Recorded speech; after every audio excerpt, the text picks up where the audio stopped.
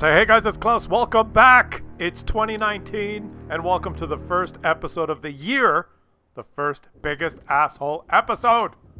The series where you get to watch multiple assholes in action, and then you get to vote on who was the biggest. Did you watch the 2018 grand final? There were so many assholes to choose from, but according to your voting, your selection, here are the results. It seems like the 12,977 Team Damage Platoon were the winners, according to your voting. And if you haven't seen that video, I'll leave a link for it in the top right corner of the screen. Go have a watch for yourself. But it's a new year, and with a new year, there are new assholes. So let's watch this game. Look at this. 2 scout tanks moved into the middle of the map, ready to spot for their team. Oh, wait a minute. One of them has died, and he has died as well! What the hell happened? Let me introduce to you the first 2 contestants for 2019 Biggest Assholes. Paula 2406 2006 and Chris 06 2005. Both driving the KV2s, who decided it would be a good idea to kill both scouts on their team that moved up to spot. 'Cause why not? That's a great way to start the new year, isn't it? And Paula 24 is not done. She's pinned another light tank on her team up against the rock and seems to be giving it the KV2 pelvic thrusting maneuvers. Look at this. It wasn't enough to kill 2 light tanks on your own team. You want to dry hump another one up against the rock. You know, you think you've seen it all, guys. You think you've seen it all, but then a new year comes and there's just more shit to watch. Paula did not succeed in killing that light tank by dry humping it against the rocks. So, of course, Chris takes it out with another shot, and now both KV2s are blue. Are they this episode's biggest assholes? You guys get to decide. Let's move on to the next clip here, and this one's sent in by Buffalo 2011 in his Cromwell. And he's decided to mount the derp gun on his Cromwell to have some fun. He's got the little stubby gun. A lot of you didn't know that you could mount the derp gun on a Cromwell, but it makes for some good laughs. Shooting people that expect low alpha, and you hit him with the derp gun. So let's see how he does here. And he's got an OI on his team and a KV1S on his team that both, they also have derp guns. So this could be quite a fun game. These 3 guys could just shock the enemies that maybe aren't expecting such big guns. Here they go. The Cromwell is playing it differently because he's got a different gun here. He has a long reload with the derp gun, so his tactic is to move into an opportune spot, take 1 shot, and then seek cover while he reloads. Here he goes. Versus his first victim, he's going to get this guy with this... Oh, wait a minute! Wait a minute! The OI on his team has decided, screw you! I am the derp gunner on this team, not you! It is Christian Troll in the OI has TK'd the Cromwell for whatever reason that he can justify in his own mind, which I have no idea what it would be. Is he today's biggest asshole? Well, you guys get to decide. Let's move on to the next clip. And this next clip has been sent in by the Night Fox in his STRV S1. And I'm going to show it to you from the beginning of the game here and speed through a few spots just so that you'll get a full appreciation for what's going on. Now, this is an assault game, and he's decided to move up the west side in his STRV. But I don't want you to concentrate on him. I want you to concentrate on the minimap to start off here, because there's another Swedish TD on the team who's decided to move up the east side of the map, the UDES. Do you see him there on the minimap? Just watch the minimap for a while here. You'll notice the UDES is making a beeline for that hill on the east side, and it looks like a T-49 is going to follow him and maybe spot for him.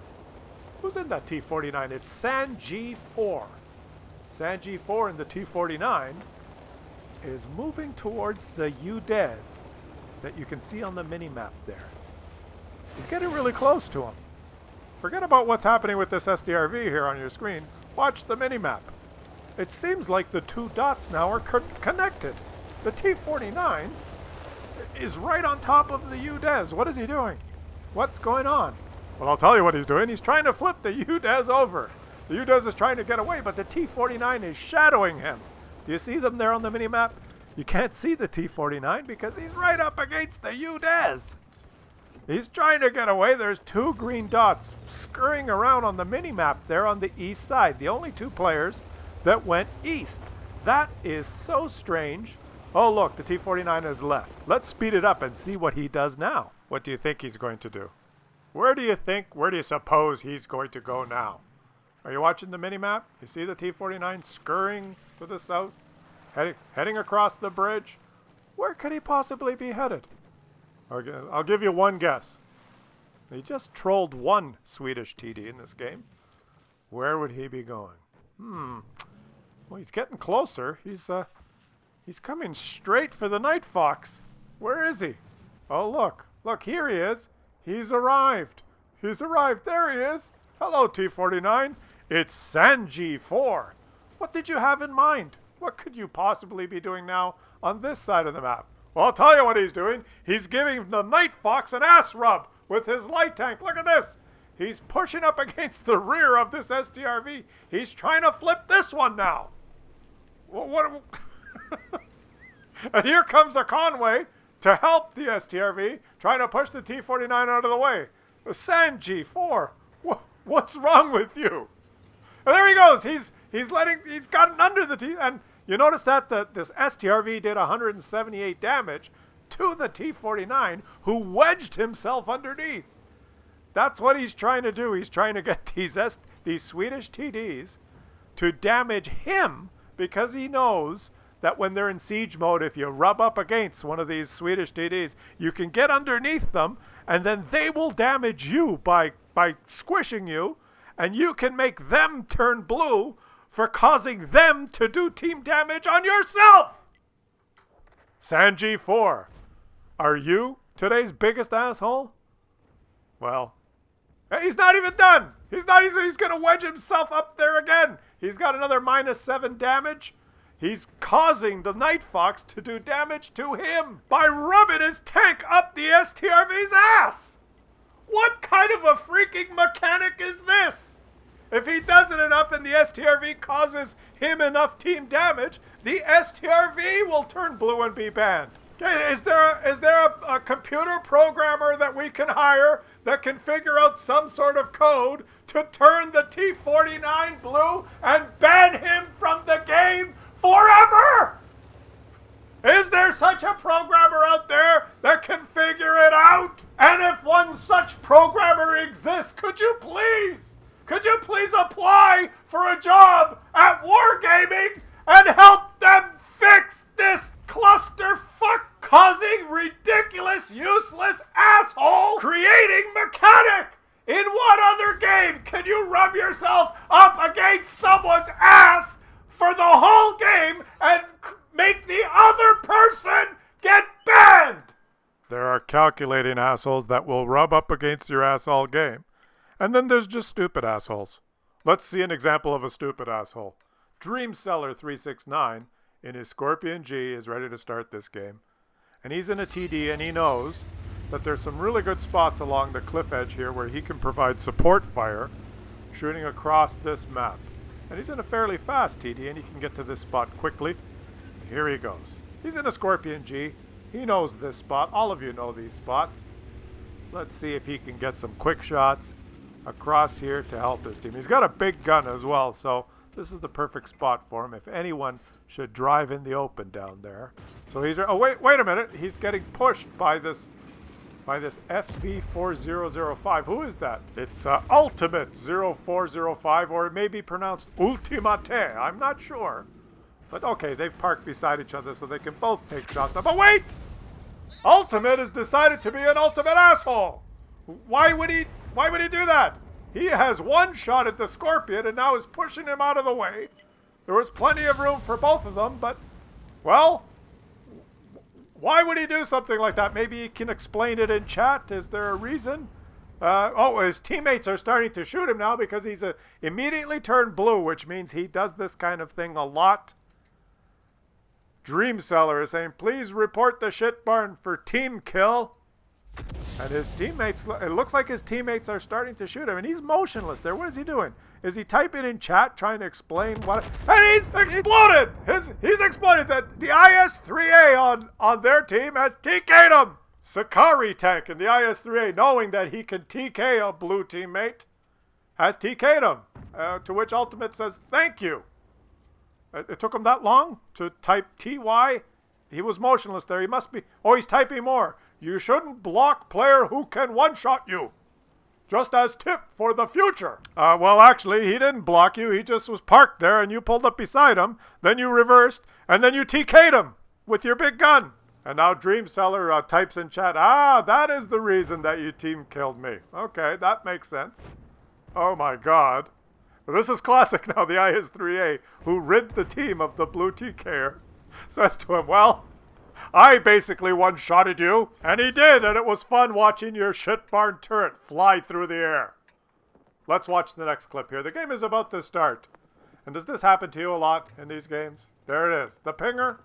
Have you encountered the pinger? Singa from the Totem Clan in his Progetto 46 has decided that he should ping the map about 20 or 30 or 40 times at the beginning of the game because he wants to annoy everyone who's playing on his team. There he goes. He's not done. And this could easily be fixed by just limiting the amount of times a person can ping. But no. Let them ping 50 times in a row so that he can enrage the team, and that's what he's done to Scorp G driver Black Wolf, who has had enough and has typed in chat, kill that fucking Progetto 65! Well, things seem to have calmed down now. Now the game has started, and hopefully they can carry on and try and win this game. Now the Progetto has gone in the opposite direction to the Scorp G, but upon reading his message in full capital letters in chat, has decided to turn around and head straight back here to confront old Scorp G Black Wolf. Singa in the Progetto is on his way back. Here he comes. Here he comes. What's going to happen? Well, that little altercation at the beginning of the game is now enough to ruin the remainder of this game for everyone, because as the Scorp sits here trying to provide support fire for the light tanks that rushed across bravely to spot, he can't provide support fire, he can't aim, he can't hit anything because the Progetto is pushing him up the ass. After pinging the map 20, 30, 40 times at the beginning of the game and getting that out of his system, the fact that someone typed something in chat has so enraged Singa in the Progetto that he's going to spend the rest of his game trolling the Scorp now. Because why wouldn't he do that? Why wouldn't he? I pinged the map 40 times and you dare write something in chat? Now I will troll you all game. Now, do you think one small little programming change in this game might alleviate some of these altercations? Maybe limiting the amount of pings to 2 or 3 and then making the person have a timeout of, say, 10 seconds? If you ping the map twice, then you have a 10-second cooldown time where you have to wait for the privilege of pinging again? You think that might fix this? It's such a simple little idea. Is it possible that that might just work? Or would you rather let someone ping 60, 70, 80 times, 100, 200 times, so enraging people that they type something in chat or retaliate, and then the whole game becomes one big, huge, useless clusterfuck? I know. Klaus, all you have to do is left-click the person's name and then block him and mute. I know you could do that, but you have to do that every fucking game for every fucking pinger that shows up? Is that the way it's supposed to work? Why can't you just limit the amount of fucking pinging? Is there a programmer? Is there a programmer out there that knows how to write a little piece of code that will limit the amount of fucking pinging? Could it be the same guy that could change the mechanic of wedging yourself up someone's ass to get underneath and get crushed? And if there exists such a programmer, could you please apply to Wargaming and hopefully they fucking hire you? And if you're gonna prepare your resume to send it in, contact me and I'll be your reference. Put it in your introduction letter. I'd like to apply as a programmer and I have a community contributor as a reference. And that concludes the official part of today's Biggest Asshole episode. You get to vote now. We witnessed 5, but there can only be one winner. There's a voting button in the top right corner of the screen there where you get to vote, you get to pick. Because there can only be one biggest asshole. But I've got a bonus feature for you. Got a bonus feature. And in this particular bonus feature, I'm going to explain to you the correct and the incorrect way of dealing with an asshole. Because if you haven't figured it out yet, in gaming and in life, there will surely be assholes, abundant, around everywhere, and you will encounter them. As Steve, XX 2017 in his patent, has just encountered, his own artillery, smacks, in the Object 261, has shot him and stunned him. Why? Why would he do that? Why would he do that? Well, because he's an asshole, that's why. Well, what do you do in this situation? I know when I was young and I was in grade school, I got some really good advice from the janitor of the school. Now, I was one of those kids that had to eat lunch at school because both my parents worked because we were poor, so I brought my own lunch. And I had immigrant parents, and they always prepared me a really good lunch, 2 or 3 big sandwiches and cheese and all sorts of fruit and stuff. And there was a couple of other kids that would always just buy a slice of pizza or have a can of Coke and some chips. And they made fun of my lunch. And I would always just ignore them. But one day after lunch, the janitor cornered me in the hall. And he said, "Are you going to take that shit from those 2 pricks?" In those days, they didn't use words like bully. He said, "Are you going to take that shit from those 2 pricks?"